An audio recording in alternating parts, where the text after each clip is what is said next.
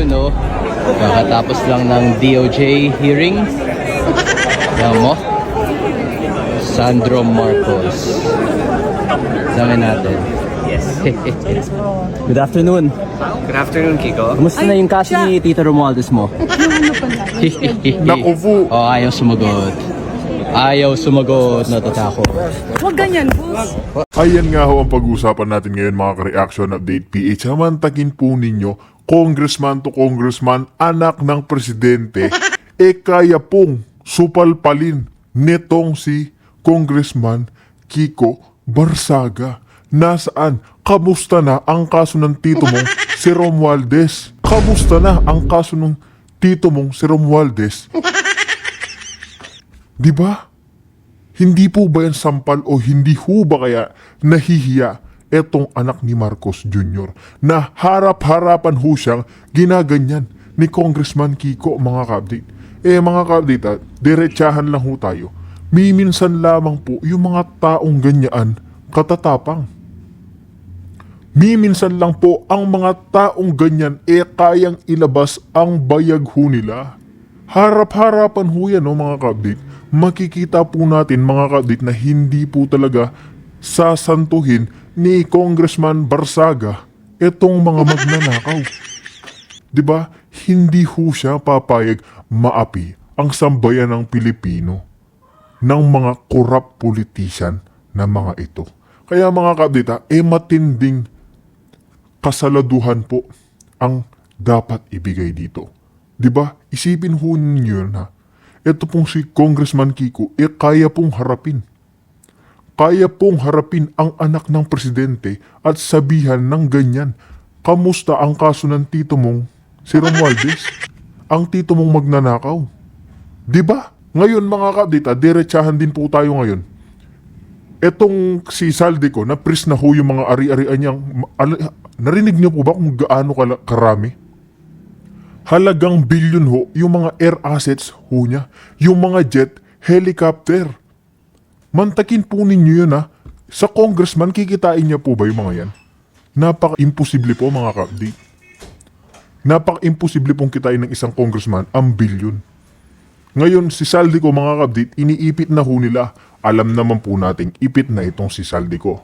Pero itong pinakamalaking katanungan dito, mga ka-update, nasaan si Tambaluslos?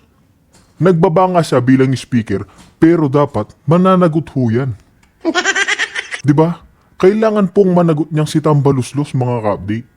Hindi yung si Saldico lamang ang mananagot. Hindi po pwede yan, mga ka-update.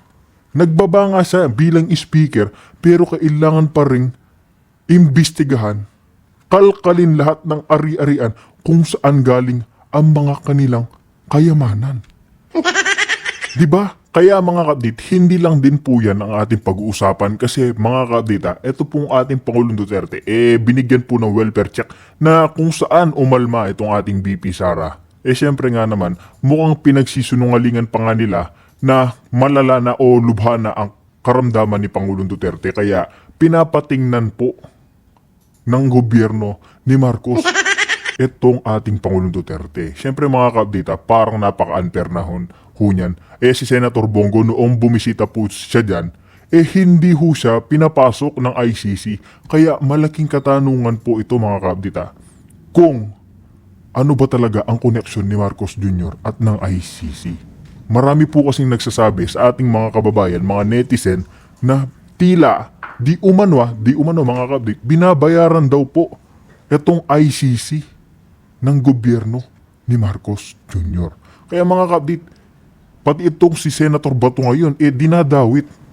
Dinadawit daw din po siya noong kasagsagan ng mga war on drugs. Kaya mga ka-update, simulan na rin ho natin po ito at wag na pang patagalin pa. Pagkiran po ng ating mga kababayan, lumalabas daw po ang mga pangalan na Senador Ronald Bato de la Rosa at dating Justice Secretary Betaliano Aguirre na inilathala ng public redacted version. Meron palang ganon? Ano yun? Public redacted version ng confirmation brief ng International Criminal Court kaugnay po ng kasong crimes against humanity laban po sa dating Pangulong Rodrigo Duterte. Bagamat hindi po binanggit ang kanilang mga unang pangalan, tinutukoy si De La Rosa bilang PNP chief na agad po nagpatupad ng malawakang kampanya. O di ba mga ka-update, tila dinadawit na rin itong si Senator Bato at parang balak din nilang ipadala sa ICC. Mga ka-update kung diretsahan lang ho tayo, kung mamasamain po ninyo ang nangyari kay Pangulong Duterte na war on drugs sa kasagsagan ng kanyang panunungkulan, kamustahin naman po natin yung mga naging biktima ng droga. Yung mga naging biktima ng mga karahasan, yung mga kababaihan, isipin po ninyo yan wala ho sa edad. Kahit po sanggol matanda, wala hong ligtas pag-adik. Wala hong ligtas pag-adik ang mga, alam nyo na ho yun. Alam nyo na ho ang ating ipinaparating. Bakit ngayon, yung mga biktima, nagsasalita na nga ho sila na nagpapasalamat ho sila na si Pangulong Duterte ang namuno noon. Kung hindi ho yan namuno mga ka-update, lalo na nag-lockdown, nagka-COVID, kamusta ho kaya ang bansa natin? Diba? Kamusta ho kaya ang Pilipinas kung iba ang namuno, iba ang naging presidente? Naging mukhang masama ho itong si Pangulong Duterte sa mga ibang ating kababayan para ho sa ikabubuti ng mga Pilipino. Yan po yung malaking katotohanan dyan. Diba? Nagmukha ho siyang masama. Inako ho niyang mag-isa para lang iligtas, mapabuti ang kalagayan ng Pilipinas. Niya kontra droga matapos po ito italaga ng Pangulong Duterte noon pong 2016. At nakasaad din daw po sa briefer na si De La Rosa ay nangakong ipatutupad ang scaled up na version ng Davao model at inilusad daw po yung Project Double Barrel na naglalayong i-neutralize ang mga personalidad na sangkot daw po sa illegal na droga. Sa dokumentong ito, Nelson, mga kababayan, lumalabas din daw po na iniuugnay ang pangalang Aguirre. Sinabi umano ni Aguirre noon sa programa ng administrasyon ang patayin ang mga drug lords. Ba? Oho. Mariin itong itinanggi ni Aguirre. Nelson, hindi raw po totoo yan. Pero, ayon ho naman kay Attorney Cristina Conti, ICC, Accredited Assistant to Counsel, malinaw na tinutukoy sa briefer ang naging papel ni De La Rosa sa pagpapatupad daw po ng war on drugs. Para kay Conti, inilatag ng prosecutor ang posibilidad na si De La Rosa ay co-perpetrator ni Duterte sa mga umano'y DDS-style killing na sinagawa bilang bahagi ng pambansang plano kontra droga. Ayon. Well, aywan ko lamang kung ito ba'y peke o totoo, Nelson. Kung mukhang lumalabas nga na lumilitaw ang mga pangalang ito. Di ba? Abangan ang mga susunod na kabanata. Pero wala pa naman ako natatandang binanggit yung, di ba yung Justice Secretary, Vitaliano Aguirre? Dati, Kasi nung time na yun, siya ang DOJ Secretary. Nung mga panahon na yun. Ano? Well, ang nagsasabi naman kasi itong si, alam mo naman ang motibasyon ni Attorney Conti, hindi naman sa kinu-question natin, isa nito sa mga nagsusulong na talagang may konting sama din ng loob sa mga Duterte ito, Nelson kaya nga sabi natin, ang tabayan na natin, wag muna kayong mag-react ng hindi maganda. Pinakamabuti, siguro, kay Senador Bato de la Rosa, ay i-check nyo pong mabuti. Itong bagay na ito, Nelson. Ayan. Meron pang isa dito, tungkol pa rin sa dating Pangulong Rodrigo Duterte. Nasaan na ba yun? Ito. Yun daw hong may nagpalabas daw po na welfare check, Nelson, kay dating Pangulong Rodrigo Duterte. May bumisita. Oo. Mukhang nagalit po ang BP Inday Sara Duterte. Alam mo ba sinabi niya? Ano sabi? Kinukundi na daw po ni BP Inday Sara Duterte ang umano'y welfare check. Ano ba itong welfare check na ito? Na mga opisyal daw po ng Philippine Embassy sa The Hague kay dating Pangulong Rodrigo Duterte na anyay paglabag daw po sa consular rules at banta sa kanyang kaligtasan at binalaan po niya ang ICC at ang pamahalaan na mananagot sa anumang mangyaring masama kay FPRRD. Ano ibig sabihin? Pinuntahan ng mga medyo maikli masyado itong May bumisita daw Oho. para i-check daw yung welfare ng dating Pangulo. Kasi Okay. di ba nababalita na payat, o may Oo, sakit, meron na etc. siyang, sabi pa ng abogado, hindi na nakakakilala, di ba? Oho. So pinuntahan ng batay dito sa sulat, ha? Kasi Oho. wala pa namang konfirmasyon o wala pang reaksyon dito ang kabilang panig eh. Binisita daw at ang dahilan i-check nga yung welfare check nga. Ayun. Titingnan kung anong kalagayan. Ito ba yung statement ng OBP, Office of the Vice President? Yes, oo. Sige, basahin na natin siguro, no? Sa kabatiran ng ating mga taga-subaybay, para makita natin yung buong konteksto ng balitang ito. Sabi niya, I have received disturbing information from Malacanang that a report about former President Rodrigo Roa Duterte was submitted to President Ferdinand Marcos Jr. by the Philippine Embassy in The Hague. The officials entered the detention unit under the false pretense, tama ba? A false pretense of conducting a welfare check and interviewed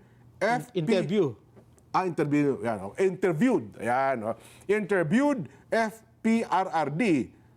The said officials clearly abused the rule of the detention unit concerning consular visits.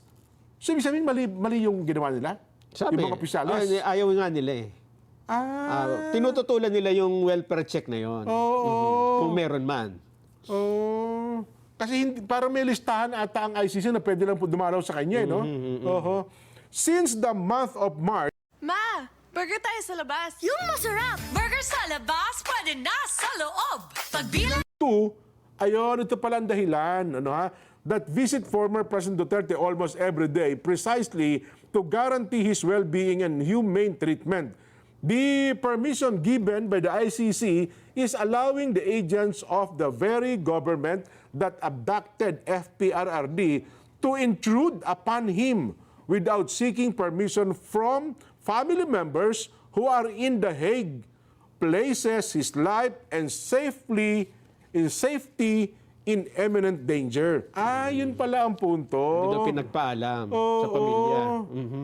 If such sham welfare checks are allowed to continue, then the ICC and the Philippine government must be prepared to answer fully and directly for any harm that comes to former President Duterte, including should the worst happen, his death in custody as a direct result of these intrusions. The false pretense of conducting a welfare check, these are nothing but orders of President Marcos disguised as consular functions, and we strongly object to such visit. FPRRD does not need you. Ayun, our family will take care of him. Ayun pala, Nelson. So yun pala ang dahilan. Tinututulan nila. nila. Dahil hindi daw nagpaalam. Oho. At nangangamba sila na baka may ibang ginagawa pa. Oho. Bukod dun sa welfare check na yon. Oho. Kaya ang kanila, baka daw po manganib ang kalusugan ng dating Pangulong Duterte.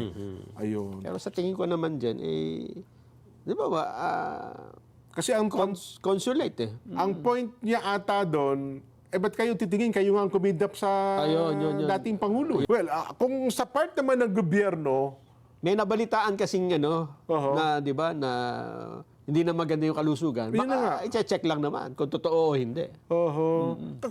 Ayun nga, kung ako naman sa part ng gobyerno, kung titingnan, siguro kung ang problema, kung in-interview, no, malapit ba, ano ba? ICC, hindi rin alam kung talagang Oo totoo. nga, no? Wala rin namang report na nagsasabing may ginawang ganyan nga. Ito'y base lang di umano sa report na nakuha Na ng nakarating sa OBP. Palasyo ng Malacanang. tsaka nakuha ng ng OBP. OBP. Ayun. So yun pala yung tinatawag nilang welfare check. Oho.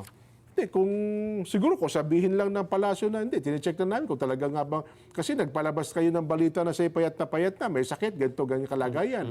Kaya tsaka nagre-request ata ang, di ba, ang mga Duterte na, kailan ba dapat ang schedule na hearing?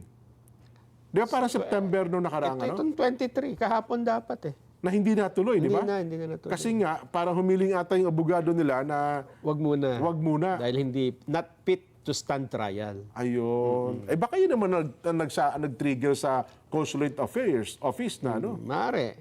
Pero hintayin natin, wala pa naman konfirmasyon Bagay. Na maaari naman sabihin nila, hindi naman totoo yan, wala naman ganyan. Oho. Ayun.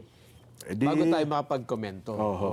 Kaya yun lang pala. Kaya ko lang naman binasa, Nelson, kasi nga, yung pangamba at pagkundina ng Office of the Vice President, particular na po ang pangalawang Pangulo, akala ko ano yung welfare check na sinasabi na yon. So yun ho pala. Ayan. Ihabol natin? Vox Populi? Sige. Tapos na tayo. Sayang, ano ha? Pero anyway, pwede pa rin po kayong mag-text. Ang ating tanong ganito. Vox Populi, may mas malaking mastermind nga ba sa likod ng corruption sa flood control projects? Pagka ba mastermind, ano ibig sabihin? Di sa yung nag-isip siguro ng... Bakit mas malaki? Di ba pwedeng maliit pero siya pa rin mastermind? Pwede. Di ba? Maliit na tao, malaking tao? Kasi nakalagay, may malaking mastermind kung maliit pero siya yung mastermind, pwede rin naman. Pwede di ba? rin, talagang... So it doesn't matter kung malaki o maliit. Basta ikaw ang pinakapuno niya, pinaka-mastermind yan, ano ha? Kasi baka sabihin nila, ba't malaki? Kung ba malaki tiyan ko? Parang akong tinutukoy nyo di ba? Oo nga.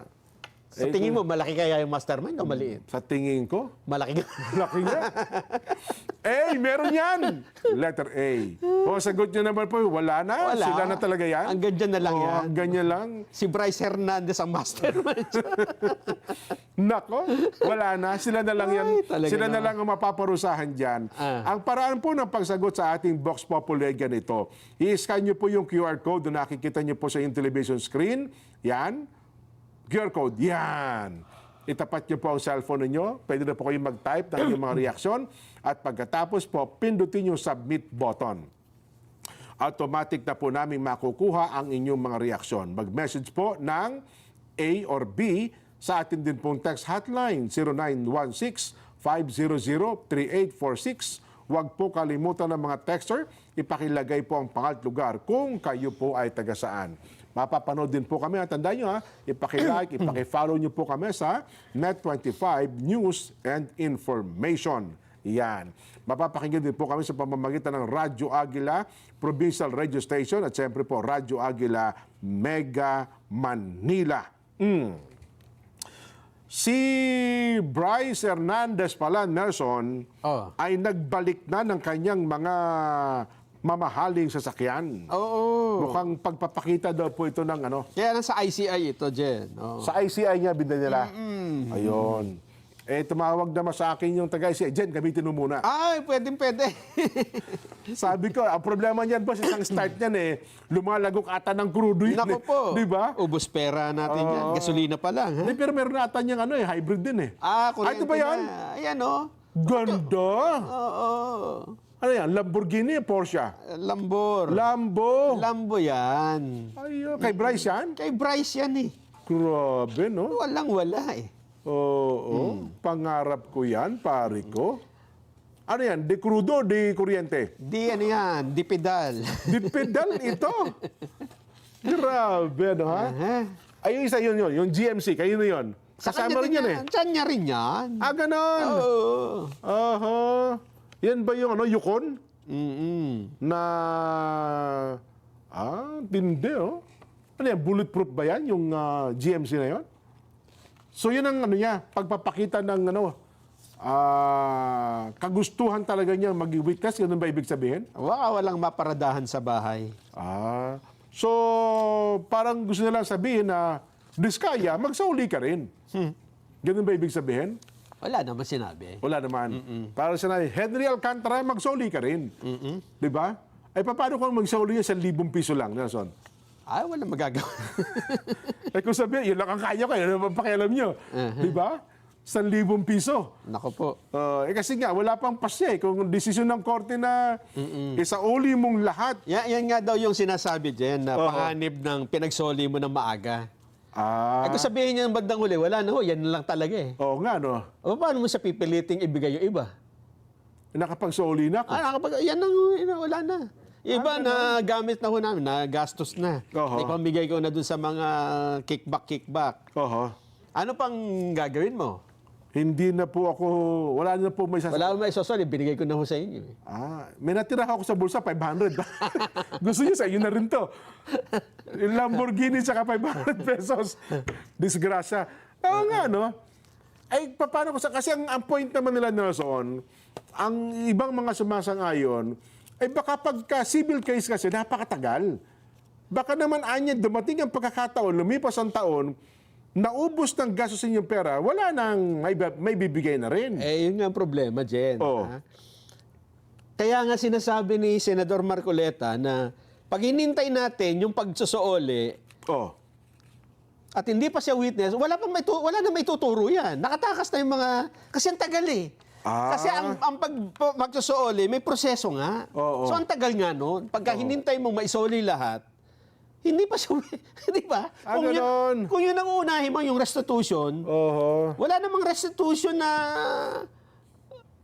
natatanggapin na hindi mo dinaan sa korte. Kasi siyempre magtatalo kayo. Magdedesisyon ng korte talaga doon. Magtatalo kayo. Hindi, ito lang ibabalik ko. Ito lang nakuha namin. Paano ma-decide, di ba? Oo nga. So kahit tumagal yun, nagbasa ang court. Hindi, pero ang problema dyan, Nelson, bagay ngayon kahit tumagal, naka-freeze na yung mga asset, nagpalabas na ng freeze order Yung pa isa. Ang mahalaga, magturo ka na. Ayun. Magturo ka muna para lahat kayo maikulong na lahat. Kasi kung makasuhan na. hihintayin mo yung pagbabalik, yun nga matagal nga yung proseso. Hindi nga pwedeng i-bend ang law, Jen. Ayun. Kasi anong pagbabatayan mo na... Kasi parang ang naglalaban ngayon, babawiin ba natin agad o patatagalin natin bago natin bawiin? Parang, di ba? Kasi ang sigaw nga ng taong bayan, bawiin ang pera, bawiin ang pera. Ang importante nga dyan, ikulong muna natin lahat. Ayun. Binawi mo yung pera, pero magbibilangan pa kayo yan Yan ang problema dyan di ba? Ayun. Magtutuos pa kayo, yun ang matagal Pero ang gusto mo, sige, suli muna ng ilang sasakyan. Pwede. Sa uli na po ako Yun yung sinasabi nila na voluntary. Ayun. Pagpapakita ng goodwill daw yun Kaya lang, hindi rin It doesn't matter Kasi nga, na-freeze mo na nga yung asset lahat di ba? Parang hawak mo na rin. Parang pareho lang, di ba? Yun ang nagbabangga ang katwiran ngayon. Nagbabanggaan, Anyway, pero nasa batas kasi, wala na. Maganda kasing pakinggan yung isoli mo muna.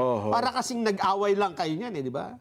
Sa normal na away, pwede yung ganun Kasi kayo-kayo lang yan Pero pagka ganito malaki at komplikado ang kaso, hindi pwedeng kwentahan lang ng di ba? May court na Mag-decide. Siya ang arbiter, tsaka halimbawa dyan, 1 bilyon isosoli ko. Kung magkaayusan, di ba? Ganito lang isoli mo, 500 million. Ito itabi mo na. Nakuha ko na 1 trilyon. Di ba? Kasi wala nang magbabantay Delikado yung under the table na sulian, ang tawag dyan. Di ba? Dapat talaga makapagpatupad ng mga kaukulang batas. Kailangan may pamantayan, may susunding panuntunan ng pag-usoli. Ayan. Basa kami ng mga reaksyon. May kinalaman po sa ating Vox Populi, Sabi po ng ating mga reactors, wala na po yan. Wala na po at yan ang nakakalungkot. Marites ng Australia. Ay malabo po yan. Magtatagal pa yan ng ilang taon na morlak sa mana ng Kuwait. Parang, tama ba ito? O kahapon na ito? Wala po. Kung FBI po yan, pwede pa. Kontrolado din po. Mali yung nababasa parang natin. kahapon na. Magbe-break muna kami, ha? Pinakamabuti. Break muna. Magbabalik pa po ang Saganang Mamamayan.